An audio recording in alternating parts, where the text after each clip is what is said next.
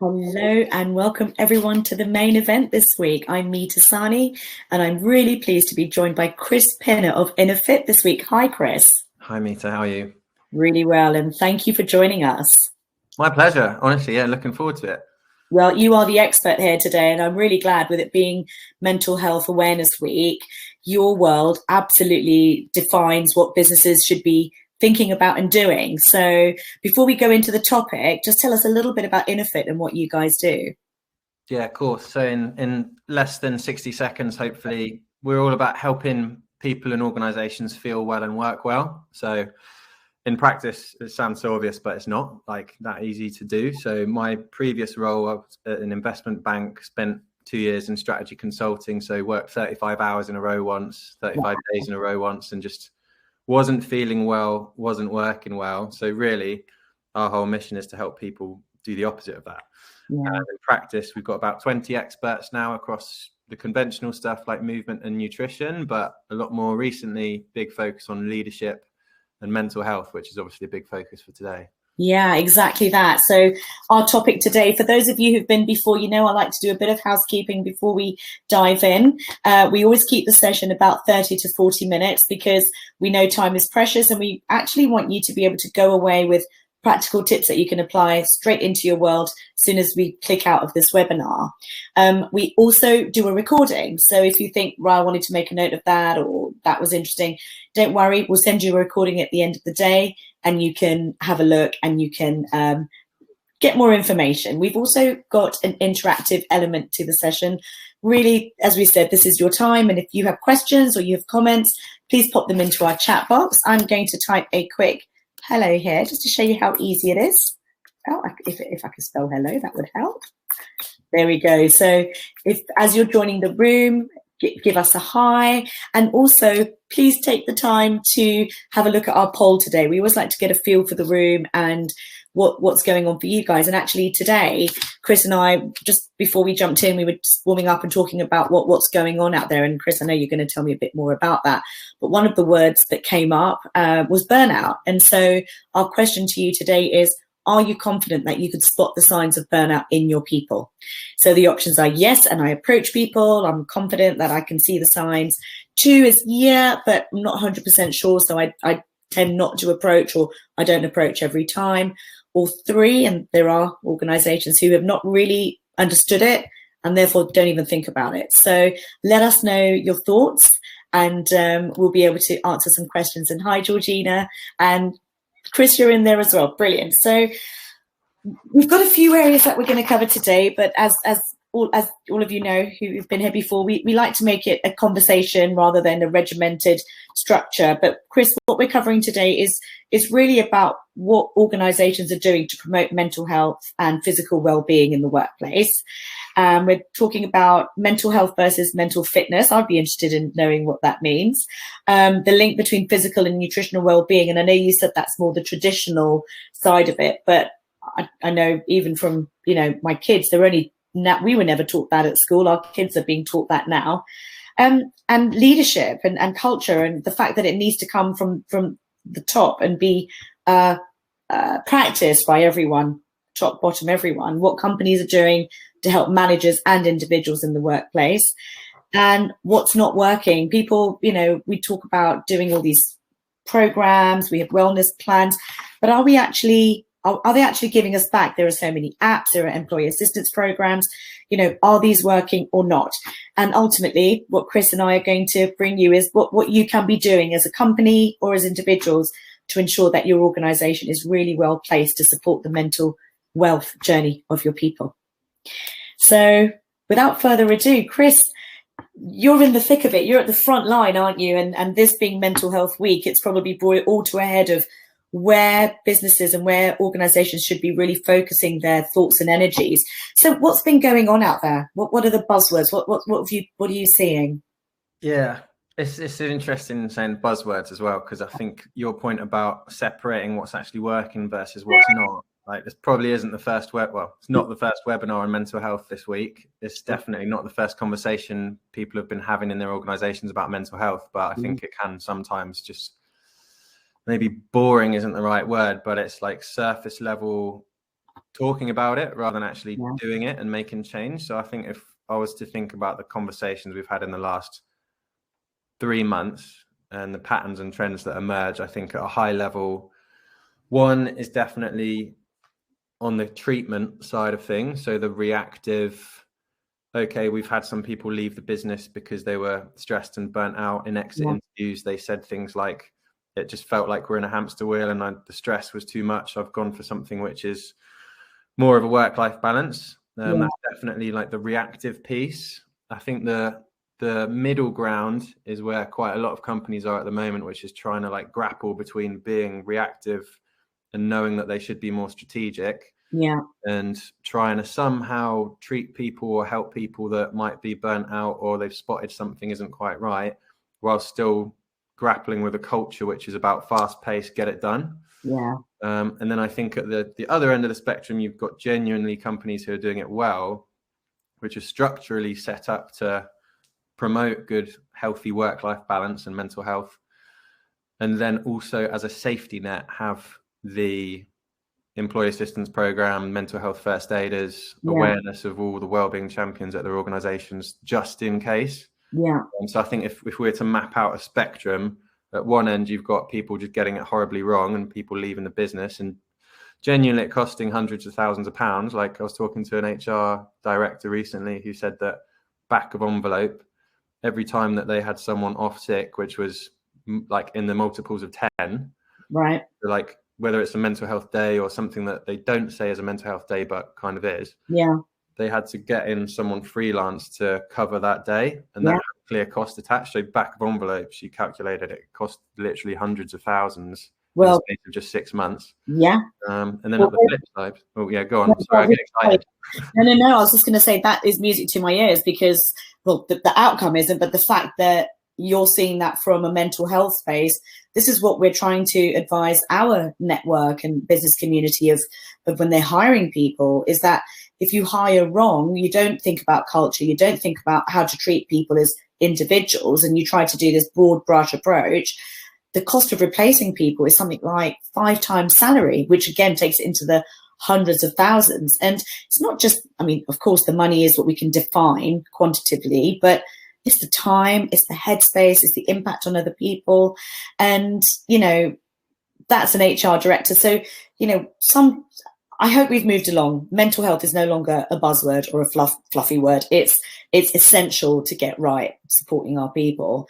Likewise with who we bring in, but it's all linked, isn't it? It's like what you do here affects, it's the ripple effect. So, it's not just about getting it right for now. It's the fact that organizations will have these ever increasing successful circles of less and less attrition, more and more engagement, which then creates more productivity. And you talked about getting that balance between having this sort of high, I call it high challenge, high support. You want these great results, you want, award winning and record breaking outcomes, but you also want to look after your people along the way. So I guess, if you expect that, you've got to do even more, haven't you, to make sure everyone's okay on the journey. Yeah, 100%. It's pretty nuanced, right, as well. I think we've definitely had conversations and delivered training for senior leaders that talk about it and use the whole, what did you say? Good challenge, strong challenge. High challenge, high support. High challenge, high support. Like, I think that is a sweet spot that some people say they're looking for, but genuinely don't. So they just go for hard challenge, no support. Yeah. And that is obviously not where you want to be, and that has ripple effects that go through the team as well, not just from the kind of negative side and mental illness, if we're looking at that side of the spectrum, but right through to kind of the mental fitness piece, which is something we said we'd mention, which is so what is the difference? Tell me, I'm interested. I mean, it's apart from just sounding a bit more positive, like I think the connotations of mental health is very much around mental illness, like what's wrong with me. So depression, stress, anxiety, depending on how you define stress, by the way, because we can come on to that. But actually, it's about cognitive performance at the other end of the spectrum. Like if you're in a creative team in the marketing department, you're not going to be coming up with the best ideas in the world if you're stressed and overwhelmed. Like it's just not going to work. If you are in the customer service team, you're feeling like you've got back-to-back complaints and your organization don't value your health and well-being, you're going to be a little bit more argumentative perhaps with a customer at the end of the day. Like it's about reaching that flow state almost as an individual and as a team, like and you're not going to do that if you're not in a good place. So I think that's what I was getting at when I think about mental fitness. And that language, by the way, has landed for quite a lot of organizations and people, I think, in terms of communicating out. Yeah. So in a way, mental health and the challenges around what manifests, i.e. stress or burnout or depression or whatever mental illnesses there are, can be preempted or overcome by working on your mental fitness more. Yeah, it's all in there, isn't it? And I feel like I suppose one thing to add is that I'm not one of the InnerFit mental health experts. Sure, we have other people who do that and get into the real specifics of course, bipolar disorders and all that kind of eating disorders, etc. But actually, the baseline literacy bar, like and this is an interesting question for the chat actually, if people have got managers or they are a manager, one question we like to ask is, out of 10, how confident and capable are your leaders when it comes to mental health? Yeah. Like, and generally there's a big range. Like some will be a 9, they might even be a mental health first aider, for example, with personal experience. Others are just nowhere near that. And the difference is massive, because if you've got a new joiner and are interested to hear your thoughts on the recruitment side and employee experience piece, like if one story we heard about a few weeks ago was a new joiner basically expressed that they were struggling with their mental health to their manager within their first 3 months, which is a big deal. Like you've got to be quite brave to be able to do that. Yeah. And the manager didn't know how to handle it. They completely fumbled it and asked another manager who asked another manager who asked another manager, who basically ended up asking HR. And then that's a problem because of 2 reasons. One is that it's actually not really solved the problem for that person. 2, if anything, it's lost a huge amount of trust in that manager, and it's also cost HR time. So that's, I think, if we go back to the costing side of it, you could estimate again like the quantitative monetary side, but from the emotional, like personal side, you can't replace that. No, you can't. And also, you know, people talk to each other. So if one employee is having some mental health challenges, no doubt they will, probably not in its entirety, but have mentioned to a colleague, you know what, I don't know how to approach this. And the colleague says, well, go and talk to the manager, as an example. And instead of that manager, as you said, coming back with, right, we've got some approaches we can think about, it becomes, you know, that journey around. And so the impact on one person actually has a ripple effect on everyone else. Yeah. And businesses lose credibility. And again, the retention impact of that is huge. So if you and I are coming at today with a kind of a mindset of, as an organization, and funnily enough, our poll currently says that 100% of our attendees know the signs of burnout, which is fantastic. If you haven't given us your thoughts yet, please do, because it would be interesting to see whether it's a mix. Because with the signs out of 10, and we haven't got any outs of 10s at the moment, but what was your question? How? Yeah, out of 10, how confident and capable are your leaders when it comes to mental health? Yeah, and I think you're right. I think within any organization, and this is the difficult bit, you know, one organization couldn't say all my people are an 8 or all my people are a 5. What you'll find, and I'm sure you've seen this as well, is different people will have different capabilities, because they have to bring themselves into that process of support. And a lot of people don't realize that managing isn't just about managing the outcomes of the job, the skills, what you measure, but actually the individual's ability to do the job and how well they are in themselves to achieve it. You know, the old school 9 to 5, you're there to sort of serve your boss, your leader. That's not where we are now. It's a 2-way street, and it has to be reciprocated. So I think managers would really welcome some guidelines. And I thought we'd come beyond where there wasn't any guideline. Are there still organizations out there that have nothing? In your experience? Yes, sadly, yes. Before I forget as well, it'd be interesting to know, like, of everyone that's voted 100% yes, and I approach people on the burnout, maybe just put in some of the signs that you'd be looking for on burnout, because I've got a slide up in the background, so we could literally do kind of a mini piece. But Yeah, like the sad reality is there's a huge variation in the companies we're talking to. So obviously people that aren't attending this webinar, for example, like there's an element of self-selection here. Like there's a reason why we're at 100% potentially is because people are interested and passionate about learning for this topic. There's people that aren't on this webinar that looked at the title and thought, oh, I don't need to know about that. And that's on an individual basis. Like the exact same is true at an organizational level. I feel like we only probably see the top 50 to 70% of organizations because the other 30% just aren't. Oh, I might have lost you there for a minute, Chris. Oh dear, I don't know if that's me or that's Chris, but Chris has left the room, and hopefully we'll have Chris back in a minute. But while we're waiting for Chris to return, I thought I would share with you some stats that I think are really interesting. So, Chris is back. Hello, Chris. Hi, I'm really sorry. My Wi-Fi kicked me out. Don't worry. It's happened to me before. Don't worry. I was actually just saying to our attendees that while you're reconnecting, I had some quite interesting stats that I thought I'd mention. And one of them, which is, I think, very powerful, is that 85% of execs and upper management say that they are living their purpose through work.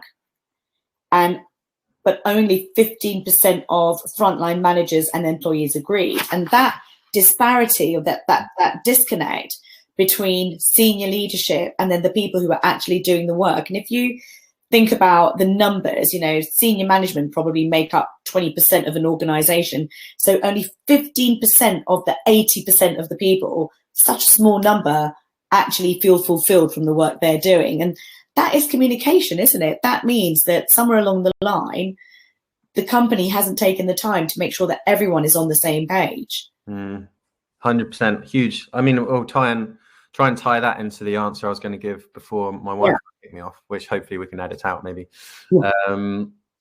We had a conversation recently with the CEO of a small to medium-sized, like fast-growing agency. And I was asked the question, what is a mental health first aider? Which is a good question to ask. A good question to ask. In the world of HR, I'd be surprised if we did a poll. I'm sure it'd be 100% again. Like people know what that is and what they do. But being asked that by a CEO is obviously a sign that they're curious about it, but don't yet have the knowledge. So that literacy bar is not where it needs to be.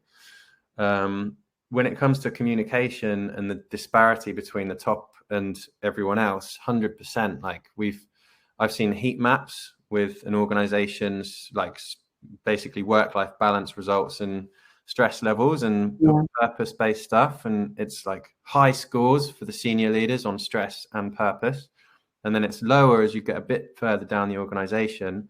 And the perception of senior leaders is like, well, it massively depends on the senior leadership group and their beliefs. But we've definitely seen cases where that communication just isn't happening. And you get at a senior level, people do get their purpose from work. Like they've reached a senior level in some instances because of that. But the disconnect between people that are doing like the work for them in a lot of cases, and like even if it's not true, if the perception from lower down in the organization is that they don't care about my well-being and mental health, that's going to have an impact on the work quality and how long they stay at the organization. Because we've seen reports like the Microsoft Work Trends Index showed a really interesting chart of, I think, 66% of senior leaders thriving as a result of remote working. And then at the other end of the spectrum, you had 66% struggling or surviving at the medium, like lower down level. So millennials or people living in their own, all that kind of stuff. So and this is the challenge, isn't it? Is that, for an organization and for people leaders to actually put in place a well-being program that's, supports everyone, it's got to have a baseline of support, but then it's also got to have the room for flexibility based on who and what people do, who they are, what they do, what level they're at. And I think, you spoke about you're doing a lot with leaders. I think it has to be that leaders are enlightened, because it's only when they've been through the journey they understand the benefit of that journey and how much it's helped them, will encourage them to encourage their people more, and they'll show vulnerability, they'll admit to having a bad day, none of which actually affects their ability to do the job or changes how they're perceived. If anything, they're welcome more because they can show their authentic self. So, you know, it really does start with leadership. And it's funny, you were saying about Microsoft, I was looking at one of their stats as well, that 69% of leaders, and this might link to your stat, are unsure of how to create a strong team spirit virtually and remotely. We use that stat as well. Like, it's amazing, isn't it? And similarly, I think 71% of people would leave a company if culture deteriorates. Yeah, all of that. 75%. Yeah, go on, you go. No. I just think it all comes back to the same thing, which is there's a disconnect between leadership and the masses, and a wellbeing program doesn't have to be complicated, but it has to be accessible. I mean, this is probably your area of expertise. Like, what would you say? Well, first of all, people have to commit to wanting to do one. But once an organization said, yeah, I want to make sure that the well-being in my workplace is number one priority, because well-being promotes engagement, which promotes productivity. So it's all going to add back to the company. We all know that. I hope people don't need convincing of that anymore. But if we're talking to our audience today and saying what you need to think about in terms of mental fitness, what would we need to put in place in a well-being program to make sure that an organization is supporting their people in that space? Yeah, it's a good question. And hopefully here we can get into like the practical specifics as well. Yeah. And I've also noted some of the comments in the chat, so we can come on to that as well. But I think I delivered I hope it was interesting. I delivered a talk for the CIPD a little while ago on building an impactful wellbeing strategy. Fabulous. And it is relatively common sense. The sticky bit is overcoming obstacles. So starting with the end in mind, knowing in a sentence what your definition of success is. Like, in practice, still most companies aren't able to say definitively, this is what we want to do. It ends up being quite waffly, and it's fine to have the pillars of well-being beneath it, like social, emotional, financial, physical, etc., and mental. But like, define it in a sentence. What's the key metric that you want to track if you're doing a quantitative side? And then if you set up that, start with the end in mind, then you can build your roadmap to get there. But we did an interesting poll as part of that CIPD thing, which was, out of 5, how confident are you in where you want to go? Generally, the answer was like 4 or above. The question of how confident are you on the overcoming obstacles to get there was like 2.4 out of 5. Right. The obstacles were stuff like getting senior leadership buy-in and budget sign-off. It was keeping the wellbeing champions and mental health first aiders active, confident in delivering on their role in the face of other conflicting work priorities.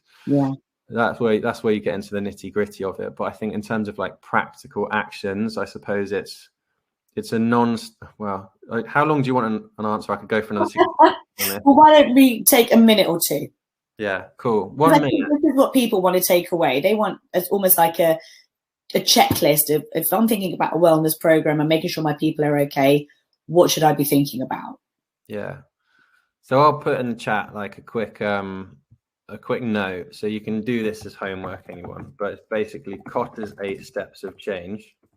Okay. Which seems to be a pretty popular model whenever we talk about it, and it basically ends with like institutionalizing a culture and sustaining change. But it starts with creating the environment in order to actually begin that journey, and then in between is building momentum through. So if some of the key steps I'll pick out is getting quick wins.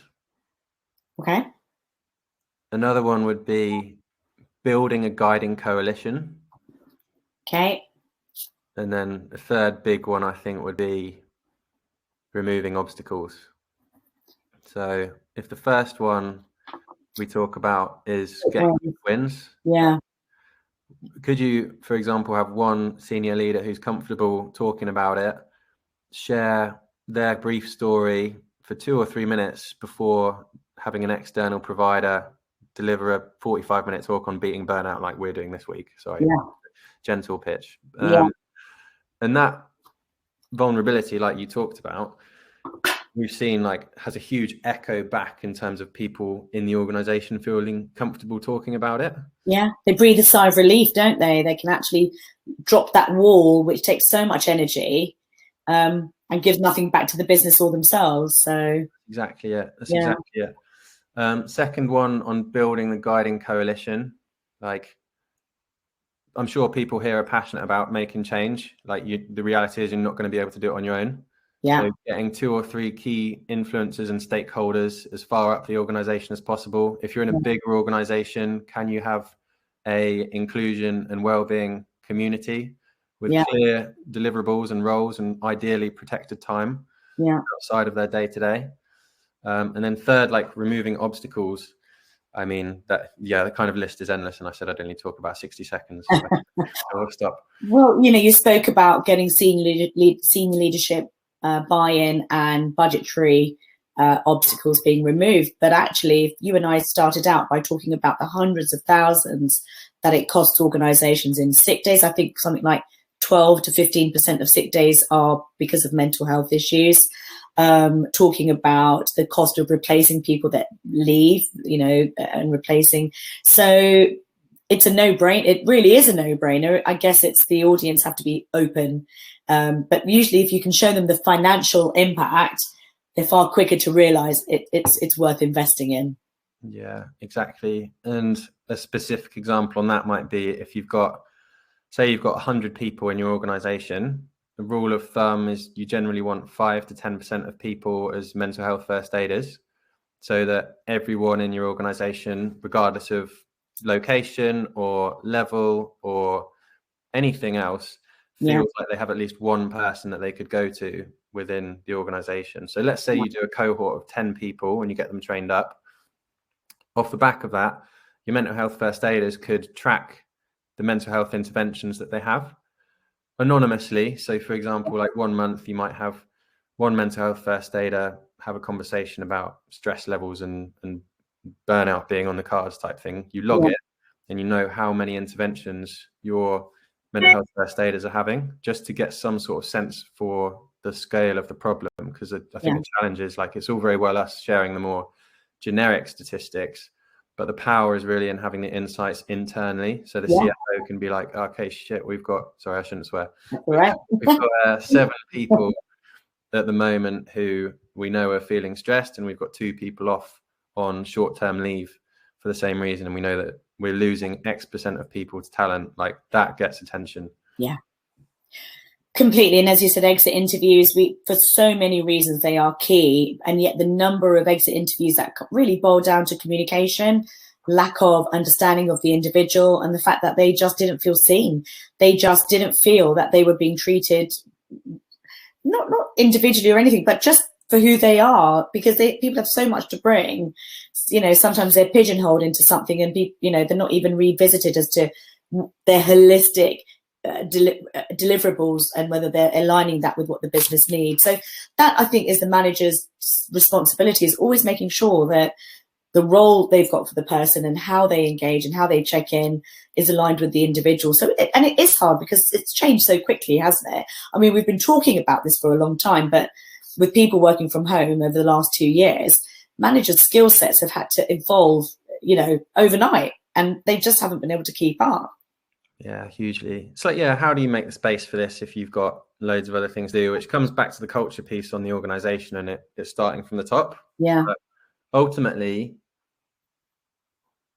it is the responsibility of the manager as well. It's just about supporting them in doing it right. So if we link in some of the comments in the chat about spotting burnout, for example, like 100%, like confident spotting the signs and symptoms of burnout, you'd be looking for if someone becomes reclusive or low energy or is ill quite a lot of the time. Like, they could be signs.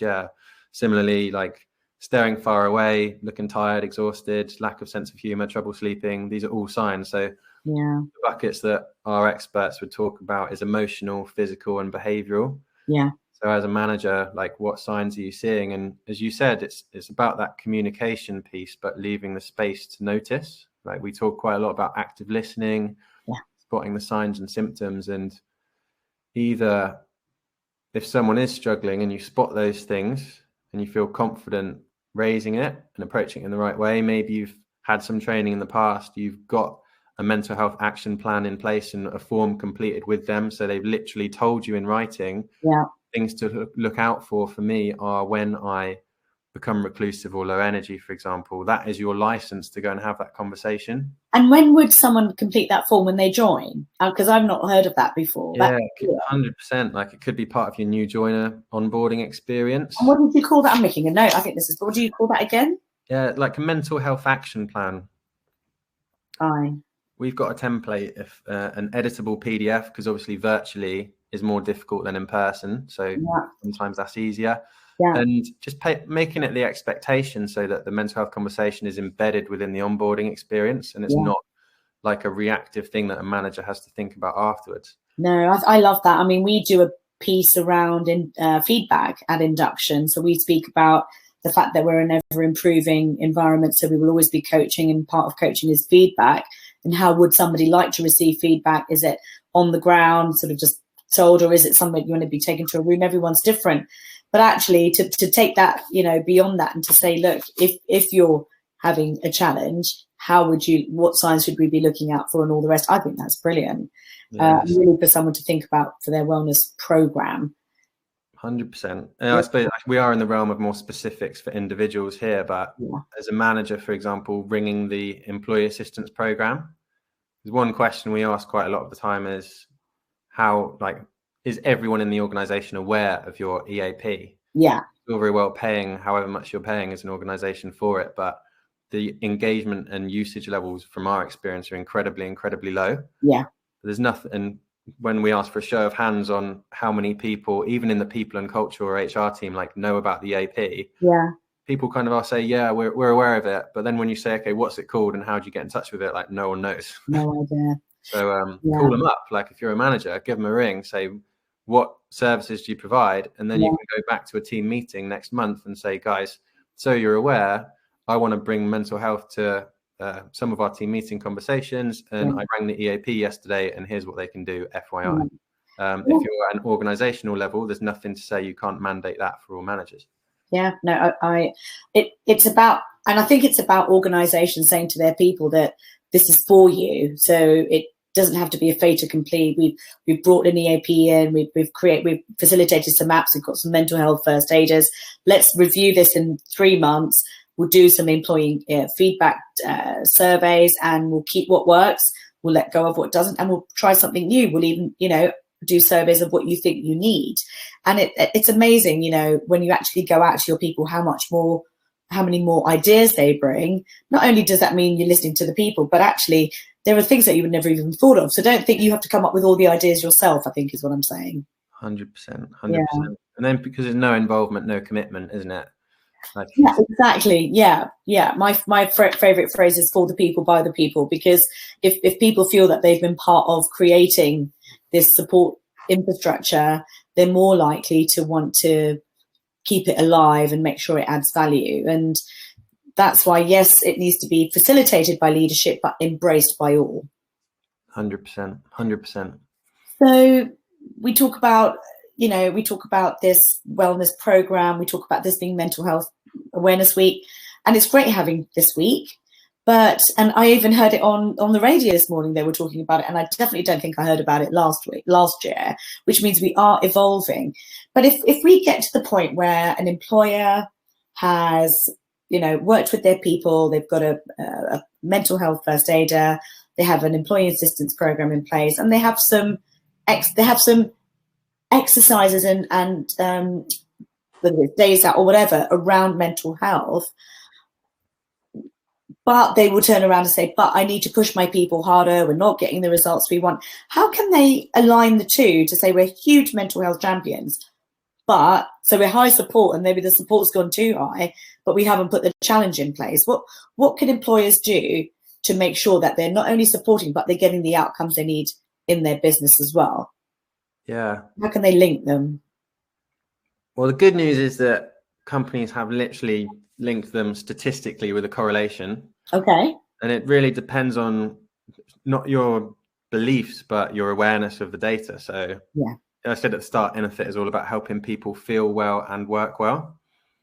the underpinning belief there is that if you feel well, you work well. Like it's a causal relationship. It's not a choice, like either or. So if I think about specific examples, like one construction company, this is 3 years ago they did this, so it's not even that recent. Like people have been doing this for a while.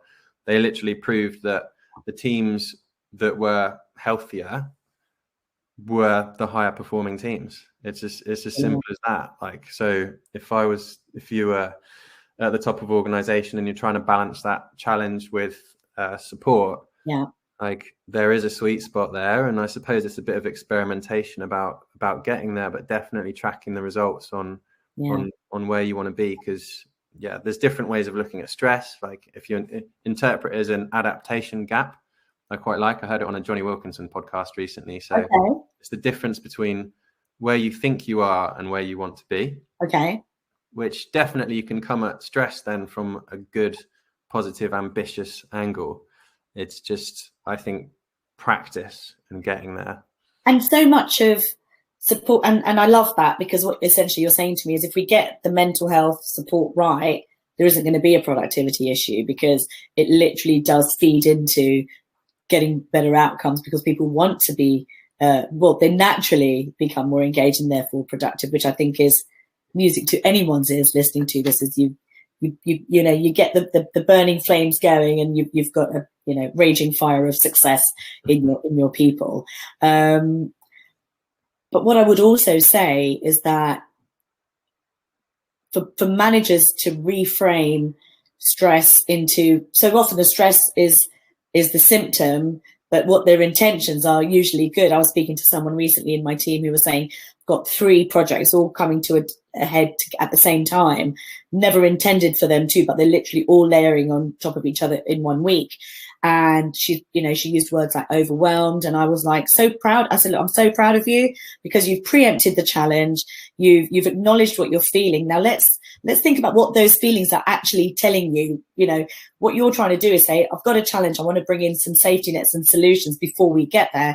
I said, that is really commendable, because so many people sit with their emotions, they don't know where to channel them, they don't know how to use them to turn the challenge into a success. And that really is a manager who can help people reframe. And I think reframing is such an important part of this mental health and understanding of people is looking at something from one perspective, but realizing, hey, if I look at it the other way, this is actually something that's helping me get somewhere. I've just got to not let it take over my being while it's doing that. Maybe I haven't explained that very well, but no, I get you. Perspective, isn't it? And then communication, which seems to have been a thread running through our conversation, and empathy and awareness. What you were talking about there, what came to mind for me was like a heightened sense of self-awareness, which is more than just work, isn't it? And then you can think about role modeling for other people, and the value in other people seeing you have that conversation about workload and mental health, and finding that sweet spot. Like it just allows, if you're taking one thing away from today, if you're wondering, like, it's been quite a fast-paced conversation, there's quite a lot there. Like role modeling and just trying to get your bit right is plenty, like the whole, I hate to use it, but the oxygen mask analogy, which is massively overused now, but so true, is if you can get your bit right. And like, it's not easy, because even today, like I'm feeling a bit stressed, I'm not going to lie, but I'm trying to look at it as a positive adaptation gap piece, which sometimes isn't the case. Sometimes you're just damn overwhelmed and you need to address it another way. But one takeaway, I suppose, is if you can focus on yourself, myself included, you're going to be role modeling inadvertently for other people. Yeah, indeed. And we have a question in the group about EAPs. So EAPs are employee assistance programs, usually a phone-based or a chat-based access to experts. Yeah, exactly. So think like counselling support type access, but a lot of them offer other things too. And a lot of the time, additional services are included in what's already been paid for by the organisation. So they're just not being used, because a lot of the EAPs, their cost model works. Like the lower engagement is, the profit they make, which is a ridiculous model. So they're not, But even, for example, if you're an employer and you're sitting here thinking, how can I help my people? I don't have that much budget. As you said, Chris, look at what you're already, paying for. We pay for Vitality for our people. And I know for a fact we have not embraced all the benefits of that enough to give back to our people's mental and physical well-being. So without even spending another penny, just taking the time to look at what you've already invested in and what extras you can pull out of there and make available to your people. 100%. Yeah. And then if you're thinking, how are we for time? Like, this has flown by. Yeah, we are literally winding up now. So I was going to ask you for your closing thoughts. And, you know, what I would say, Chris, our time always flies, and maybe we can get you in again and do a part 2. I think that would be really good. But also I want to let everyone know that, you know, both Chris and I are contactable outside of this time. Follow us on LinkedIn. When you get the recording, you're going to get our email addresses and our numbers as well. So, you know, please don't think that this is the end of this conversation. If there are areas that you want to continue, both Chris and I are here to do that with you and help you along on this journey. So, Chris, sorry, what were you going to say? It's tricky when you're thinking about final thoughts, because you feel like it has to be really profound. But I'll just go with something simple, which is just like we've done today. I think talking about it. Yeah. If in doubt, and if you feel comfortable as well, because sometimes the last thing you want to do is talk about your mental health. But if in doubt, just put a few feelers out there with someone and just try and have that conversation, whether it's to benefit you or to benefit them. Just asking the right question can be really powerful. And if you're nervous about what that right question is or what to say and what not to say, just get in touch, because we've got kind of bullet point examples and that kind of thing. So yeah, hope it was useful. Thank you so much. And I think what I take away from this as well is that, you know, it doesn't have to be a revolution. Actually, we can bring a couple of things in, do them well, talk about them more, make them available, make sure everyone knows about it. And that is a starting point, rather than doing lots of things and not, you know, talking about any of them, and they become wallpaper, which nobody ever actually takes advantage of. So wonderful. Chris, thank you so much. As we said, the time goes quick and I feel like we could talk about this forever, but we are at an end. We do promise to keep it quite succinct, and we really hope that you've all gone away with food for thought that you can put into place in your world. So Kotter's 8 steps of change is something for us to look at when thinking about your organization and the journey you're going on. And yeah, look out for our contact details. Follow us on Instagram and LinkedIn as well. There'll be lots more insight and advice there as well. But for now, we're going to say goodbye. Chris, thank you so much. Thanks, Mita. Bye, everyone. Bye all.